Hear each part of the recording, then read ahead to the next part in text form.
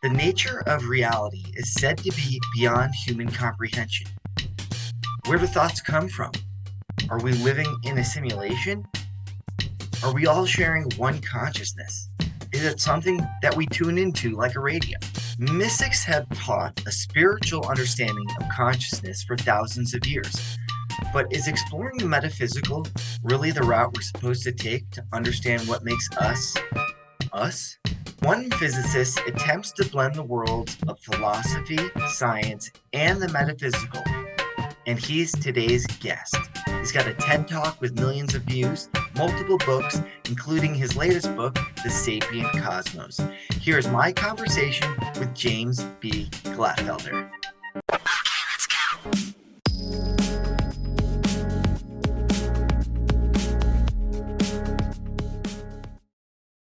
Physics, by definition, is dealing with the non-living and the non-conscious. That's the domain. But somehow, that's just probably not going to be enough. The pioneers of quantum physics, they had this intuition that somehow maybe consciousness is integral to this whole structure of reality, but that got pushed under the rug. And now consciousness is having a comeback also a bit in fundamental science, where it's like maybe only if we are able to somehow model an observer in our equations, in our physical description of reality, we will be able to progress, because theoretical physics arguably hasn't really progressed in understanding new stuff in the last 30 years or so. And for me personally, it was trying to understand how the universe works. That's why I studied physics. But after studying physics, it's more questions than answers. And then during my PhD, I took a course in the philosophy of science, where the questions were, how do you know anything? What is real? And this got me then, opened me up to deal more with philosophy, and that then led me to the philosophy of mind. And a big shock realizing that we haven't got, like, our academic understanding in the West of consciousness is super bad. We don't really have a definition of what consciousness is even. And kind of academics only started to really engage with consciousness in the 90s. Before that, it was like fringe science, like, don't do consciousness. It's this weird thing. It'll ruin your academic career. So for me, it was this slow sort of progression from, okay, we don't understand what reality is, and then we don't understand what consciousness is, and somehow realizing that maybe it's up to our wrong metaphysical assumptions. And why do you think that there is kind of a resurgence in people's interest in consciousness now? And you say it like in the last 30 years is when, really Western world started getting, opening their eyes to what the possibilities could be. Why do you think that is? Because it seems like ever since the scientific revolution, I mean, we've had a pretty much a bland idea of consciousness, that it really it's low, it's within our brains, and it ends there. But now it's like you said, people are trying to explore what are these different avenues. So how did that happen? I think the watershed moment was David Chalmers, a young philosopher of mind, in 1994, going on stage at a conference on consciousness and posing this hard problem of consciousness, which he didn't invent it. It had been around, but he really brought it to prominence. And he asked, how is it possible that non-conscious stuff comes together and produces this inner perspective? So our best definition of consciousness is that it feels like to be something, this inner perspective, this view, this subjectivity. How does this emerge from stuff that is not conscious? And this really rocked the boat in the philosophy of science. And we're still today dealing with the fallout, where two camps have emerged on either side of the spectrum. You have the more physicalist, materialist philosophers of mind saying, actually, it's probably not going to be a big deal. We know it's going to be neurons firing in the brain. And there's probably, we're just making too much of a fuss of something which isn't maybe that relevant. And there's also no free will, because how can there be free will? We know there's four forces in the universe and your consciousness isn't part of it. So if you think you are doing something and executing free will, that's just an illusion. And maybe your whole sense of self and consciousness is also an illusion. Just forget about it. Don't worry. The heart problem isn't really an issue. And then you have the other guys that are seeing a renaissance who are saying, hey, what if consciousness is more fundamental? So you have the panpsychists who say, what if consciousness is like sprinkled everywhere? Each electron has a little bit of consciousness. Or the idealists that go, full down the rabbit hole saying, maybe consciousness is the fundamental essence of existence, and actually the physical is derived from that. So these are like the goalposts. And in between, you have 200 different theories of consciousness in the philosophy of mind, where basically every philosopher or scientist proposes their theory, again showing that we have no clue what consciousness is, because you would think that if we start to get an idea or a grasp on what consciousness is, people would sort of gravitate towards this explanation, and that we have this wide, like this schism and so many different variations really tells us that we're still like grappling with what this is. The mystics, who were all very much consciousness, if I go inside introspection, what can I learn? And the Western mind, which was fantastic for technology and understanding, went the other route, saying we need to explore the outside world. And that's what we did. And we have rovers on Mars and quantum computers and AI, and it's amazing. But we kind of missed this, okay, but what am I? What am I looking at? Where is this coming from? And the Western mind was a bit late to this game, and we're probably now starting to rediscover things that have been known in some cultures for millennia.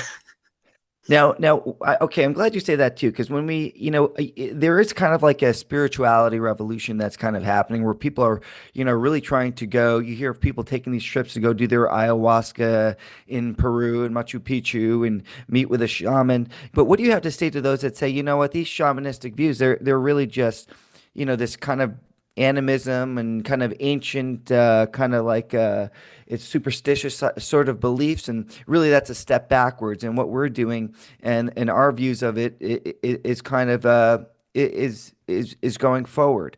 So what do you have to say when people criticize that kind of shamanistic viewpoint of everything spiritual? I get where this is coming from, and it's basically saying sober waking consciousness is the only mode of being and accessing knowledge. So rationality, common sense, all these things are the only way you can access knowledge. And the second thing is that there's only the physical stuff. There's nothing which is non-physical. If those are your beliefs, then naturally this is already silly. The shamans and what they're, or even like what psychonauts are experiencing during these altered states, it's like these are just deluded hallucinations. But I believe what it comes down to is we're expanding our toolbox of how we access knowledge. So sober rational consciousness is one way, but then there's more experiential ways of being and of experiencing and learning. And this is what, the shamans have been doing. For them, it's totally clear that there exists this non-physical realm of reality, which is a recurring theme. Even like some pioneering quantum physicists were like, there has to be some base reality behind this.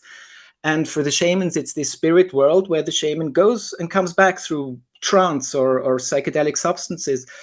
And what's interesting, I find there, is that you can have experiences and know stuff which things which are not accessible through your rational mind, like this concept of non-duality, which sort of this state of enlightenment, or in Hinduism it's Advaita, which from a rational perspective makes no sense. So you're telling me that the subject and the object merge and become this one unit? Like this is really stupid. This makes no sense.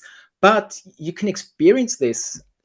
Like this is one of the hallmark experiences of psychedelics, that in the beginning you go through this ego death, where your whole sense of identity dissolves and you become immersed and fused with all of existence, it feels. And this is a state you experience, and you come back with this knowledge in the sense that you have you've experienced something which is beyond space and time and beyond rationality. And that's probably what we have to be doing, because quantum mechanics has been telling us for over 100 years that fundamental reality makes no sense. It's illogical. It's incoherent.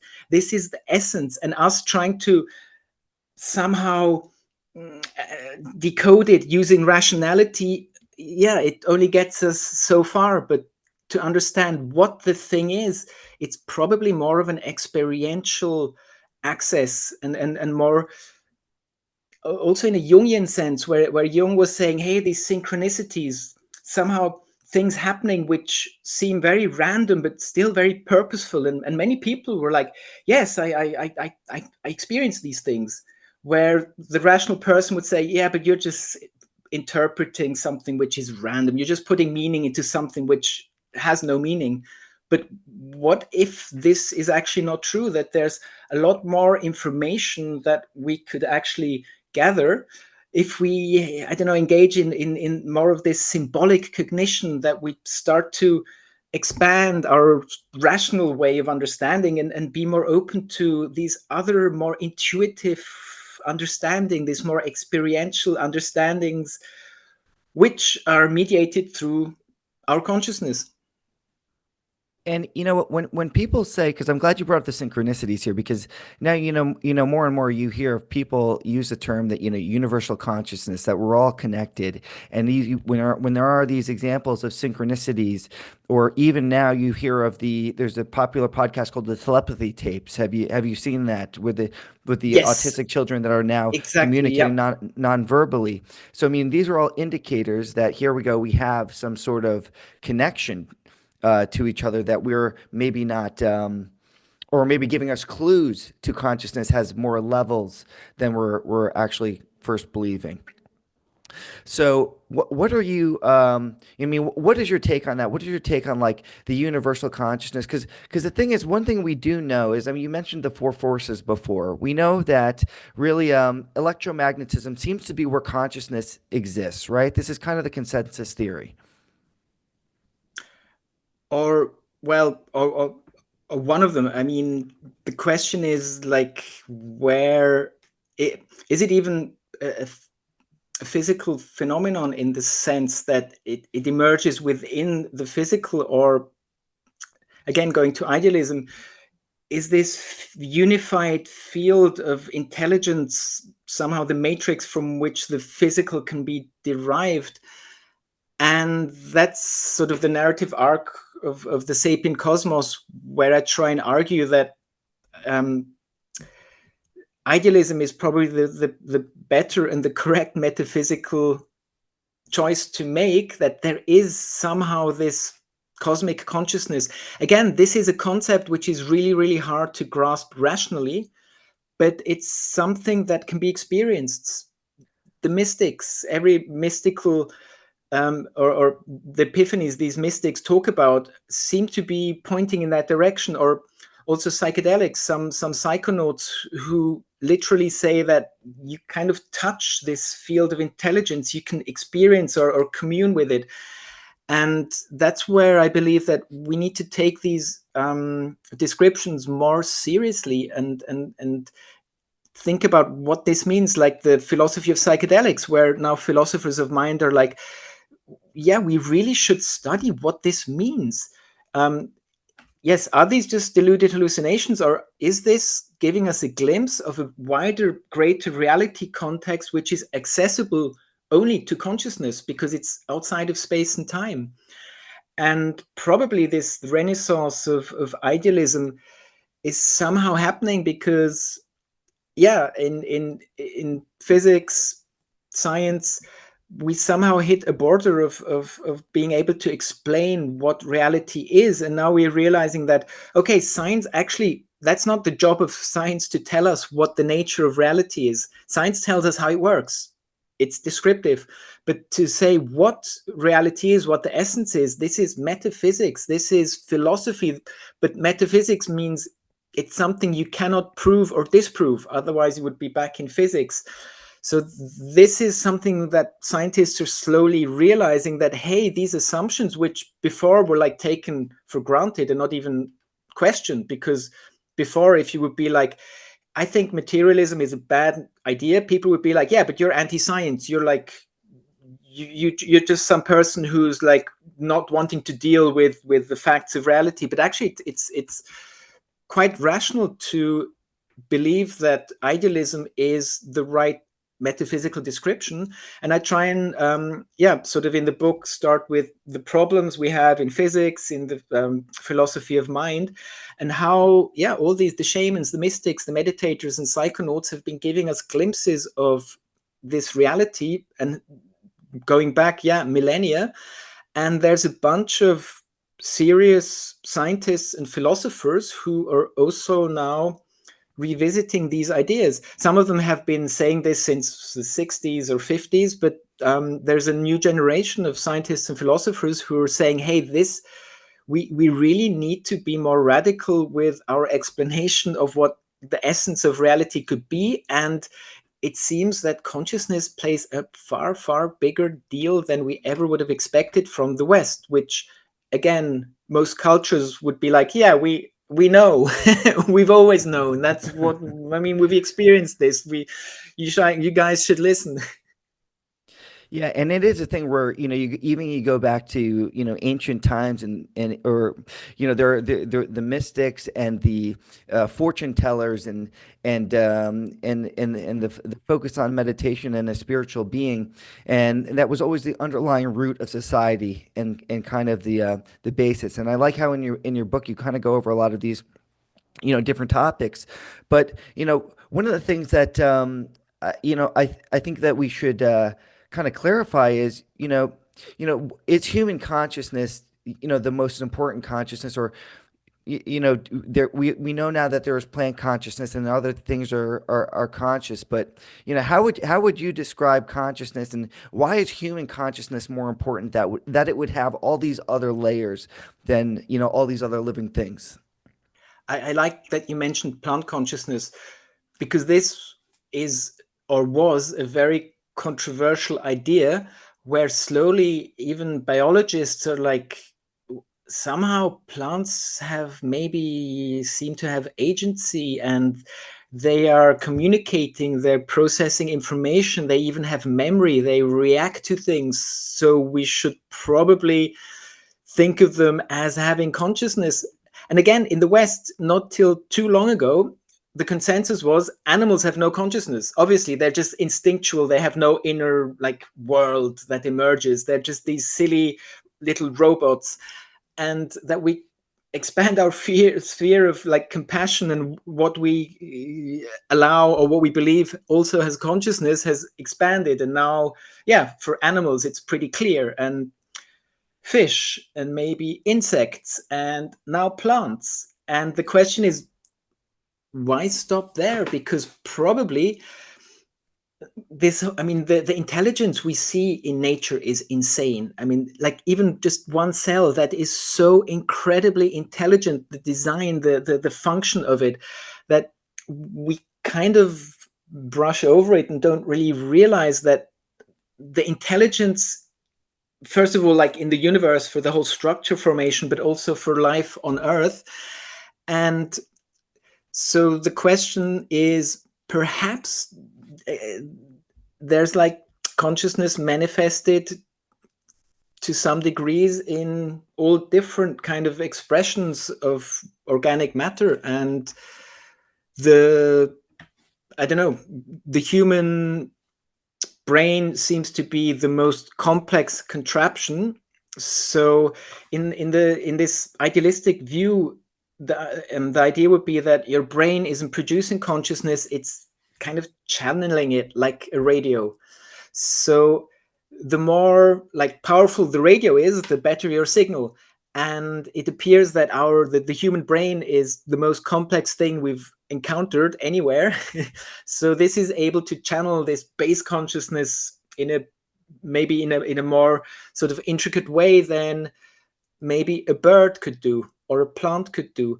But then also the question is, coming to birds, ravens are super smart. They tool use. They can do things which are incredibly intelligent with a tiny brain. So the question, like how open are we to see consciousness that's not only located within brains or like superorganisms, termites or swarming behavior, where a bunch of individuals which aren't very sophisticated cognitively suddenly behave in a super intelligent way, where the question is, how do these termites access this intelligence? How do they know how they to build ventilation shafts or do these clever things they do? Where exactly is this located? How does this come into the physical? And there we slowly are forced to maybe consider that these are more like fields that are around us and can be tuned into, as opposed to that these are things that we are actually generating, that are emerging within our brains, or this intelligence emerges within the swarm. It appears to be more that it's tapping into something which is already there, some intelligence or some consciousness. And I don't know if you've ever done any or practiced any sort of meditation, but I've been in transcendental meditation for almost 10 years now. And, one of the things, there's lots of studies have been done on it. One of the things they noticed was that when groups of meditators come together, you're going to notice like a change. There's literally a drop in crime in an area. So there was a study done before in Washington, D.C., where they had 30,000 meditators came for a month, and a noticeable drop in crime in the area just because of that. What we say is like a universal consciousness that we're all connected, intertwined. So when you hear of things like that, does it make you think that, okay, there really is a universal consciousness? Because when you say that we're tuning in, doesn't that imply that something else is thinking for us and putting this information into humans or into all creatures? What's your take? Exactly.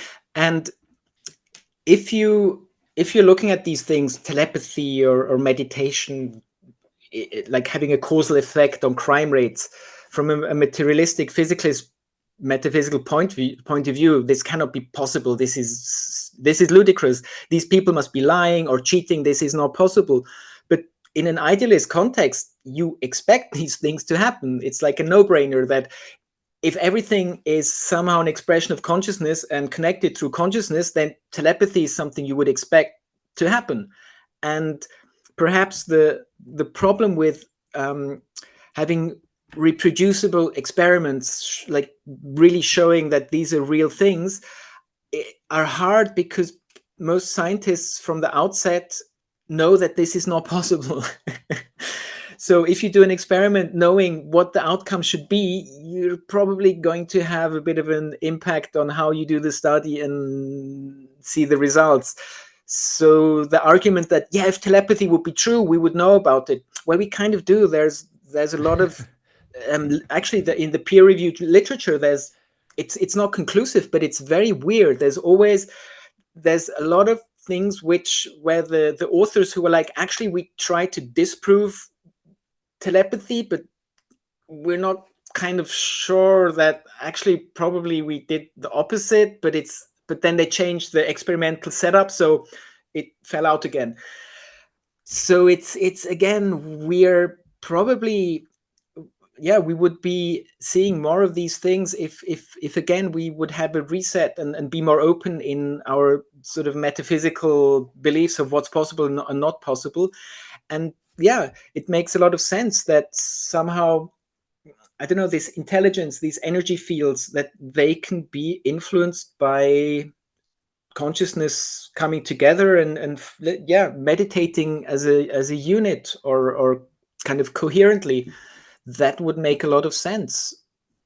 Now, when you say that they don't know, because there has been, I mean, lots of different studies on this, and they have actually done, have manipulated what they consider people's consciousness, through doing, certain tests, right? So, there has been studies on it where, like, I gotta go back to where they say they do believe it's in the electromagnetic field because you do certain things and it changes people's actual thought perception. So, so like I don't know if back in the actually I think it was the late 90s, it was Russia was actually sending in electromagnetic waves or microwaves into a US embassy, to alter their thought. So this actually was became declassified by the NSA back in 2014. But they were doing this because they're in their culture. They were actually studying this for much longer, and so during that time they were having issues of people throwing up and changing, and then it was released that they were sending these microwaves into that area, and so that's been known for many long time. And then there's of course the thing called Havana syndrome that was actually another experiment on in the same What was it realm. called? Havana syndrome, so which is another test that was being done into altering some in our the U.S. government altering the consciousness of people by sending in frequencies. So since we already know that, okay, so they are doing these things, doesn't that now bring it back to the scientific world of going, all right, there may be more to thoughts and consciousness, but it does come back down to a scientific place where we can make alterations to that. Doesn't that kind of throw a loop back into the shamanistic point of view? I mean, you would hope so, but somehow these, if I can call them dogmas, they're really persistent. For instance, the neuroimaging of people under psychedelic states, which actually show that most of the brain is showing less metabolic activity, which seems weird because if you take psychedelics, you have this super intense, rich phenomenological experience, which you would expect the brain to be working overtime to produce this, but actually you're not really seeing that. Where in the very beginning, these researchers were saying, "Oh, that's kind of a surprise. We thought the opposite would happen," but that got explained away. that just like, oh no, this actually proves that consciousness is just neurons firing. It's physical. So there's always a way to twist and twist and twist. And we know it, that the backfire effect, if you're really invested in a belief and you see evidence of the contrary, it just entrenches you deeper in your belief. And there's a cool quote by Max Planck, who said, a new theory comes into physics, but the problem is it's not going to be adopted because the generation that's there that wasn't aware of this new theory will fight it. And the only way the new theory will be adopted if you wait for the old guys to die. And then the younger generation will see, it's correct, and we take it from there. But the older generation were looking at it and fighting it, like, so it's a lot is about our metaphysical prejudice, like what we believe is true or is possible or not.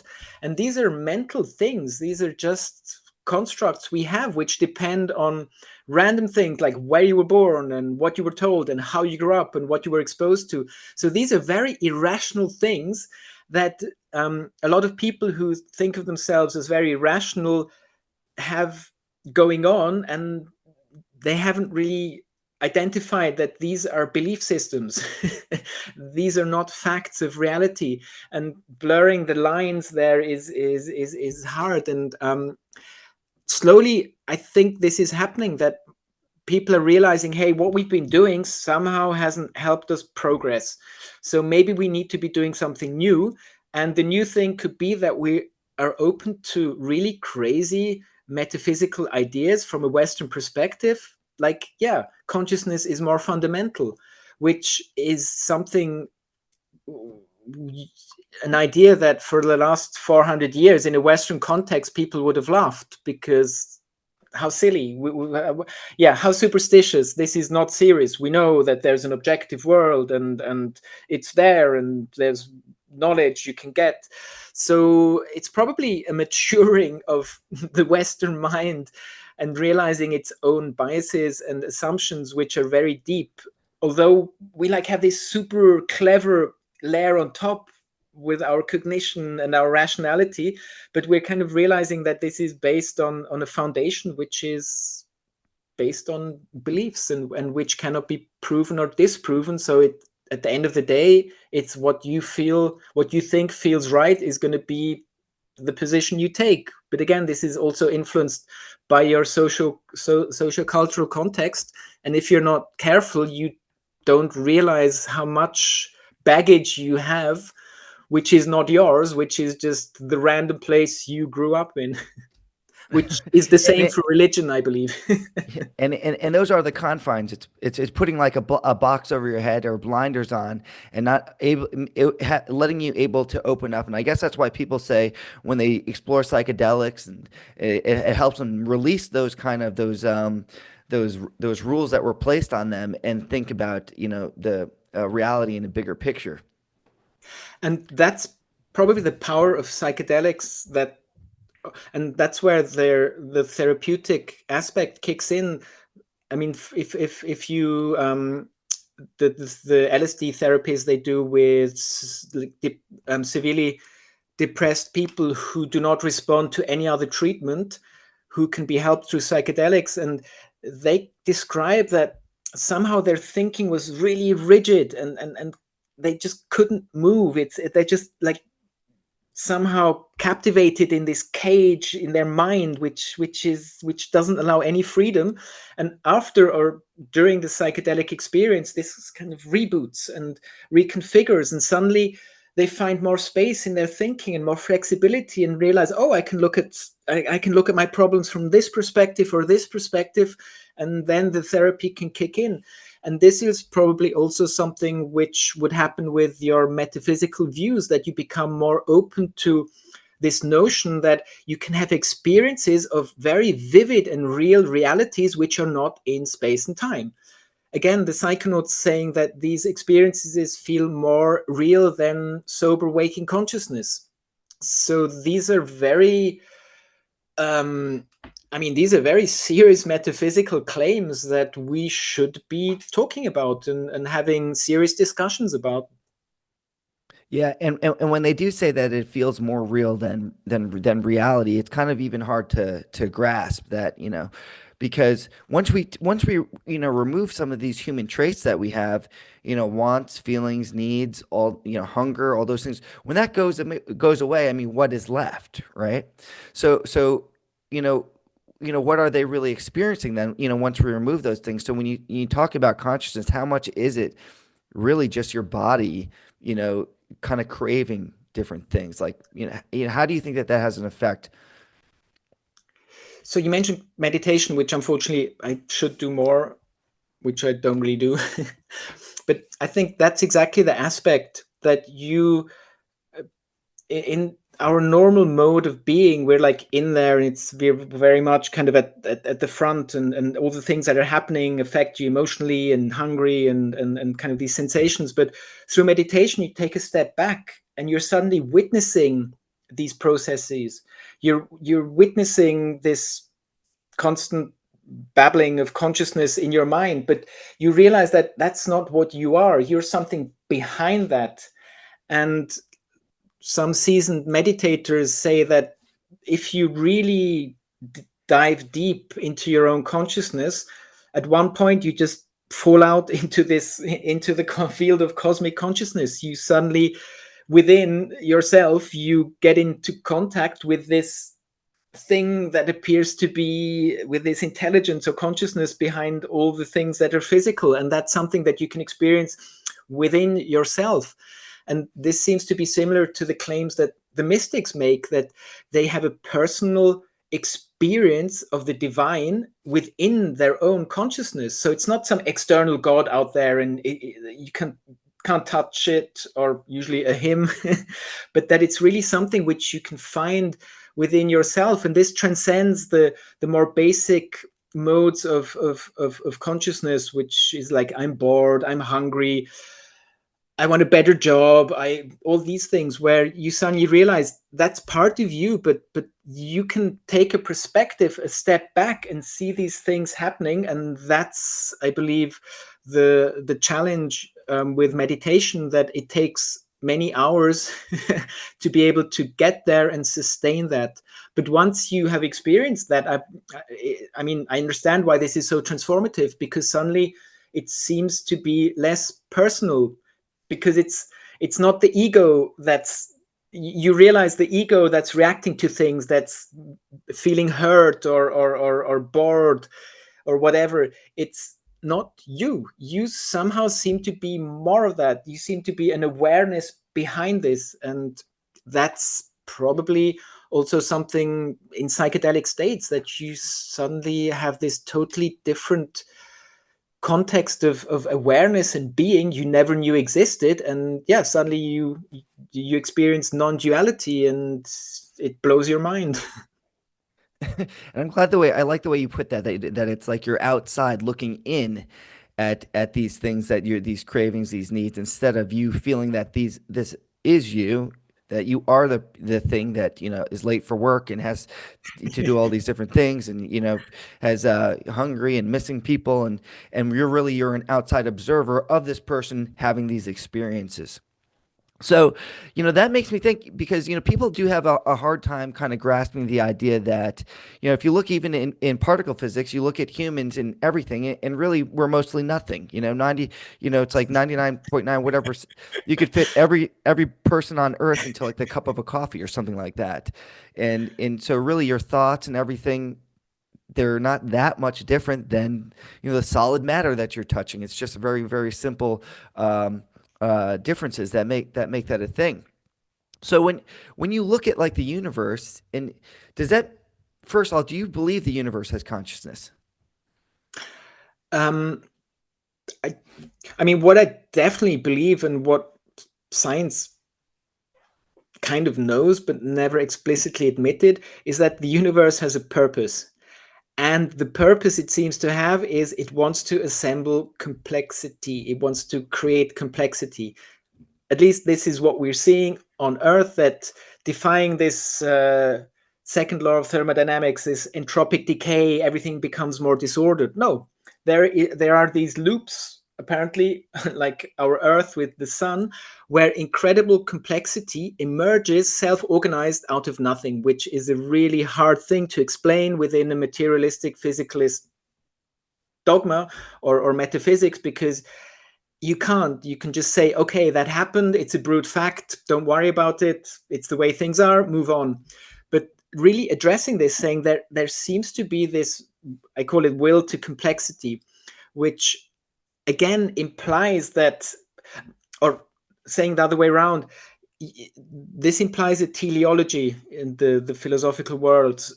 So it wants to go somewhere, it has a purpose. But if you start to talk about purpose to a scientific or person, or especially a physicist, they freak out, because they're like, you just want to bring in your God. This is all about your religion. You're just saying, it's your God that's doing it, and kind of shuts down the discussion. But I believe that, yeah, we can be open to seeing this and admitting this, and not necessarily having to invoke any of the gods that we usually talk about, but have a more a crazier idea that this is a reflection of some universal, unified, non-physical, aperspectival field of consciousness that somehow is propping up this physical reality and allowing it to emerge. So I would claim the consciousness is behind the veil. It's in the physical, it manifests in these different radio transmitters, our brains of animals, plants somehow. But the intelligence itself is really the source of it, is behind the veil. It's to use Kant's term, the noumenon, that we can't touch it here in the physical. You have to, you really have to transform your consciousness to be able to experience this unified field behind the things that exist. It does sound like simulation theory, though. So that's exactly. So then the question is, what's the physical? So one explanation would be it seems to be a computation or a simulation or something that is that's being produced, that's that has an appearance, but it's a different thing that's happening, like, or a movie projection or something. And that's very much it seems to be in line with what could be happening here. But again, we always like to use these metaphors of our current technology. So before it was like, the universe is a clockwork, and now it's like, we have computers, and so simulation seems to be the correct thing. But I believe, though, that they're pointing in the right direction, and they say that, or the claim is that what's happening in the physical, which we believe is this objective reality, it's derived, it's a construct, it's not the thing itself, it's not the final level of fundamental existence or reality. So when we think about it like that, we've got to think in broader terms. Like if we were going to say, all right, this was a simulation and everything, maybe the universe has a consciousness, but it kind of starts to break our laws of physics, right? Because really consciousness is just a transfer of information back and forth. When you really drill it down to what its basic essence, right? And the universe is too big to have to have information travel across. It wouldn't be able to think like we believe it. Isn't that an issue? Don't the basic laws of physics pose an issue to all of this about consciousness? Well, not really. I mean, what we know from quantum mechanics, entanglement, somehow the universe is very holistic. Things which got in contact, elementary particles which then become entangled, they seem to be connected in a way that transcends space and time. So what I believe you're alluding to is that if we think of space and time and these things to be real, then it seems to be weird. But there's newer theories where people are saying maybe space and time are emergent phenomenon from something more basic, entangled quantum information. And actually, that's a big part of the book, this information theoretical paradigm that's happening in physics, where people have realized it makes no sense to say like elementary particles, which implies kind of Lego blocks, I suppose, but they're like, the notion of information seems to be the most fundamental thing in the physical universe, and you can actually derive and understand quantum mechanics better. The whole computational complexity emergence makes more sense. So this idea that the universe is that the universe is information theoretic and it should be understood in terms of information, it seems to make more sense, and it's something which is emerging now. And this reframes how we understand things. Like entanglement makes sense. How can something which is like opposite parts of the universe be, if you touch one, the other is instantaneously altered as well? Where's the causal link? How is this possible? But if you think of it as an informational system that transcends space and time, because it's very close in an informational space, then it recontextualizes. And the thing is that any good metaphysical proposition should not have any things in it which obviously defy the laws of physics as we know it. So it has to be inclusive. And what I've seen up to now, and what I've seen physicists talk about, these more idealistic ideas, they don't have a problem to, some of them even propose more detailed formalisms, like I think Thomas Gernitz, he worked under Carl von Weizsäcker, one of the greatest theoretical physicists of the last century, who were working on this information theoretical understanding of the universe, like Wheeler. And he starts to use quantum information and has these two-dimensional Hilbert spaces, which he puts together and links it to consciousness. So a lot of this can work without getting into trouble with any of the things or contradicting any of the things that we know, because as soon as it contradicts it, it's a bad metaphysical explanation and you really should move on, because then it's telling you you've really invested into something which, if you try and fit a round peg into a square hole or square peg into a round hole, at one point you should give up and find the place it fits better. So we hear this a lot these days. I mean, especially when you get on Google and you start searching about consciousness and thought, and one of the things that always pops up is entanglement. This throws a monkey wrench into everything. You can't have faster than light travel. There's entanglement. But then when you talk to quantum physicists, they will tell you, well, the reason entanglement's really not what people think. It really is just means that two things were at one time together. They were correlated. And so when they separate, just because one is doing the other, it doesn't mean they're actually communicating with each other, right? So it's not causal communication, but it is. So if you have two entangled electrons and you place them at two ends of the universe, and then you go to one and you measure its spin. But to measure its spin, you have to decide what axis. So you say, I'm measuring up and down, and then you measure the one electron and you see spin is up. And in that moment, 100% probability, that if you measure the other electron the same direction, the spin has to be down. But the thing is, you choose which axis. So there is something connecting them.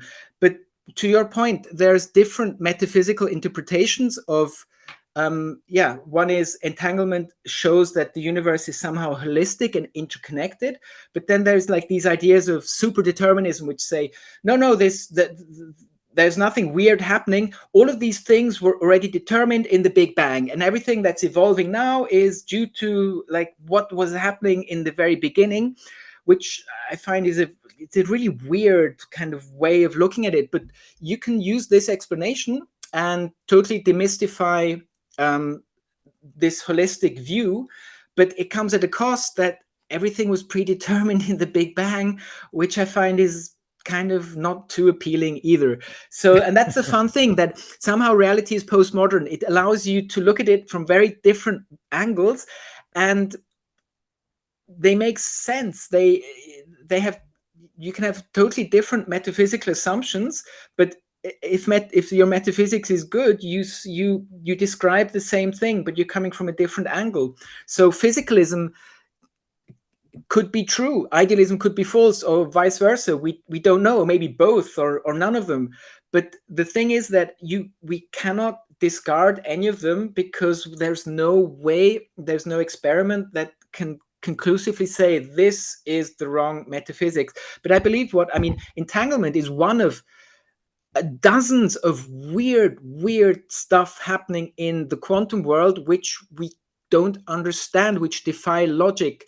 Superposition, wave particle, tunneling, and even now contextuality, where these quantum information guys like in Vienna under Anton Zeilinger, who won the Nobel Prize I think 2 years ago, are saying somehow it doesn't make sense to say that an elementary particle has certain properties before you measure it, because it's just not there. The measurement kind of puts it there. And yeah, if I hear people saying that, I feel like defending an objective reality that makes sense and is coherent seems to be out the window, because fundamental physics doesn't do that. I mean, an electron, it's everywhere. That the tunneling thing, it has a non-zero probability of being anywhere in the universe. Of course, it's super small, that it's suddenly like on the other end of the Andromeda galaxy, but it could be. And by measuring it, it's manifested somewhere in this probability cloud. But again, if you look away, it can be anything. And this is a bit of a problem in quantum mechanics, that we don't really know what happens between measurements. So yeah, we when we look, we see it, but when we don't look, we know that something super weird is going on. Or wave particle, the double slit experiment. Every time you know where the particle went through, you don't have this interference pattern. But if you don't look, it behaves like a wave. And Feynman was explaining this and saying, actually, the electron is traveling every possible way ever, and you add them up, and this is the formalism he came up with, this path integral formalism in quantum field theory, which works, which gives you perfect explanations. But the metaphysical picture it's painting is that if an electron goes from A to B, it's actually traveling every possible path there is, even paths going back in time and stuff like that. And we've known these things for a very long time. So I don't know why we're not more like in awe of these weird phenomena and more open to being critical of our assumption that it has to be rational and we should be logical and we should be able to understand it with common sense. I believe this is a bit of a childish attitude there that we have, or a bit arrogant, that we say, oh, nature has to behave rationally because it worked so well with our equations and we got so far. But with our equations, we got so far to get technology to understand how the universe works. But the question of what it is it's a different ballgame, and we should start to be more serious with these philosophical discussions. And just quickly, sorry, long tangent. The problem with most scientists is they suck at philosophy because they think philosophy is irrelevant and stupid and a waste of time. And this is a big problem because it's really, at one point you have to ask yourself metaphysical questions. What is the essence of the thing I'm looking at, I'm doing? These existential questions of what, as a physicist, am I looking at? What is knowledge? What is reality? These are intrinsically metaphysical questions, and as a physicist, you should be trained a little bit in philosophical thought to be able to understand the nuances, the challenges, all the things that come with these serious discussions at a philosophical level. And for most physicists, it was like, shut up and calculate. Don't worry don't stop trying to interpret what quantum mechanics means. Quantum mechanics is showing us. Just move on, do the equations, shut up and calculate, do the technology, build your quantum computers. That's great. Just stop to think what this thing is. But I mean, fair enough if you're not interested, but that's not going to progress or lead to progress, I believe. And that's something which the more younger generation of theoretical physicists seem to be open to, like re-evaluating this assumption that, philosophy is a waste of time. It's like, no, maybe we really need to be more serious with our metaphysics, even as a scientist. I love that, and it really makes you think. Take the philosophical question of consciousness, and let's assume that the universe isn't conscious, right? And that the universe, everything it happens at random, and consciousness really is just a human thing, right? Well, when you look at consciousness and what it does, it gives the availability for things like evil, right? Like, so when you look at, like, consciousness tells a human to get drunk and then get behind the wheel of his car and crash, right? Whereas if you look at just the randomness in the universe, that doesn't exist. So that poses the question, is consciousness really a better thing, or is it a good thing or a bad thing? Because you have no evil without consciousness. So this goes even deeper philosophically. And I mean, this touches upon more than meaning, like, why suffering? What's up with that? Why any of this? And there I really like this Indian or Hindu idea of the cosmic play, where in their formulation it's like the self is all that exists. So the self is the cosmic consciousness, and it's all that exists and ever will, and it's outside of space and time, and it's just this thing. But it's boring because nothing happens. There's nothing going on there. So what the self does, it hides itself from itself to rediscover itself. And this discovery is this cosmic play. And we're participating in this, but we're all actors. So we laugh and we cry, but this is all this grand illusion of this play. And it's not really actually meant to be taken seriously, or it's not. So evil in this context isn't a real thing. It's just the contrast. If you want to have experiences, you need duality, you need light, you need dark, you need left, you need right. Otherwise, there's no context to be experienced. So if you want to have the notion of love, you need to have the notion of hate. And this is all very natural. And it doesn't mean that, these are actually intrinsically bad things happening which are out of control. And this is also something I find interesting from many even psychonauts and meditators and mystics, that they claim actually the cosmic consciousness description that's not the final one, because we shouldn't call it consciousness. It's love. Behind everything, it's love.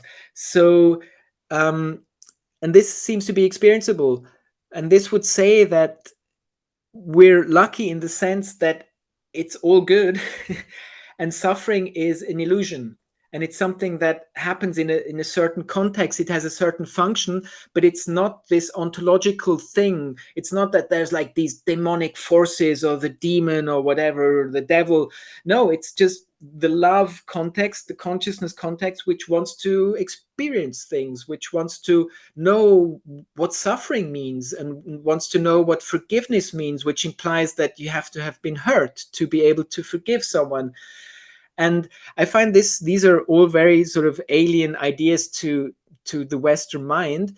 But yeah, in other cultures, they've been more playful with trying to understand the meaning of anything, of like what's going on. And I like that. Yeah, these sort of recontextualizations of what this could be, the thing that's going on, regardless if it's true or not. So it's always an option that you can say you believe or you don't. It's up to you. So we don't, yeah, again, everything I believe could be wrong. I'm very aware of that fact, which is humbling, but it still doesn't make me give up. I still think that I try and feel, or try and have or cultivate the intuition for finding things that are right and discarding things which are wrong. But still, I could be wrong with everything I believe. But that's fine.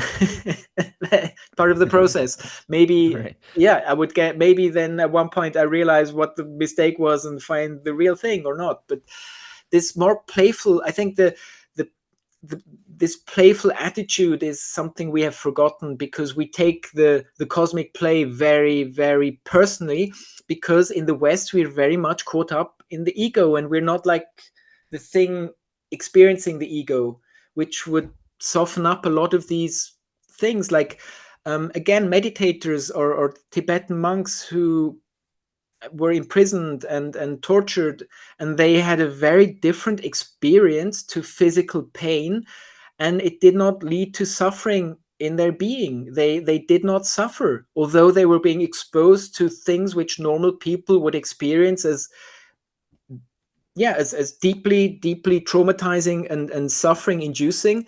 But because they cultivated their consciousness to such an extreme extent that they were able to just somehow put a screen between these two things, between what is happening in the physical, the pain, and what's happening in your consciousness, which is detached from that, because your consciousness basically is free. You're it's up to you how to contextualize and how to feel. If you want to be, yeah, try and cultivate happiness inside as a feeling, regardless of what stuff's going on around you in the world. I love that. I love the explanation of that, and it really is, again, going back to what you said before about being the observer of yourself instead. So, I really enjoyed the conversation with you, James. Where should we send people to get your book, or if you want to send people somewhere, where should we send them? Thanks. So, depending on what country you are, Amazon is the place to go. But for some weird reason, they stopped shipping my book to Switzerland. So that's really cool that I'm in Switzerland. I did a book launch 2 weeks ago, or 10 days ago. And literally up to the day of the book launch, I could order it from Amazon DE or Amazon UK. And the next day they stopped shipping. It was like, the universe saying, hey, look, you can't have your book. But I'm trying to figure that out. So the major retailers should have it in stock at least from next month onward, because I think there was also a problem with like the number of books that were printed, but I think these are kinks that are slowly working themselves out.